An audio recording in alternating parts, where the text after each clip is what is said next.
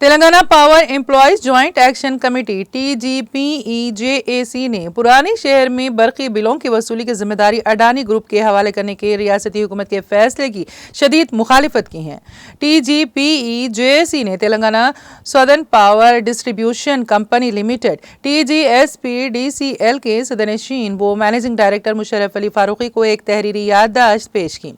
جس میں ان پر زور دیا گیا ہے کہ وہ اس مسئلے کو حکومت کے سامنے اٹھائیں اور برقی کی فراہمی اور بلوں کی وصولی کے حوالے سے حیدرآباد ساؤتھ سرکل یا ڈسکام کے کسی بھی حصے میں اڈانی گروپ یا کسی دوسری خانگی کمپنی کو ذمہ داری تفویض کرنے کی تجویز کو ترک کریں۔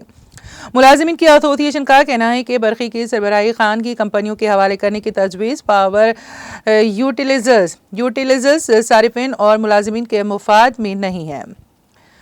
ایسوسی ایشن کے اراکین نے بتایا ہے کہ ڈسکام کے ملازمین، انجینئرز اور تکنیکی ملازمین اس معاملے میں شدید تشویش میں مبتلا ہیں۔ انہوں نے کہا ہے کہ زیادہ AT&C نقصانات کے بہانے ڈسکام کو خانگیانے کی تجویز نامناسب ہے، کیونکہ خانگی کمپنیاں منافع کے حصول کے ساتھ کام کرتی ہیں، جس سے صارفین پر اضافی بوجھ عائد ہوتا ہے۔ انہوں نے مزید کہا ہے کہ چند دیگر ریاستوں میں برقی کی تقسیم میں خانگیانے اور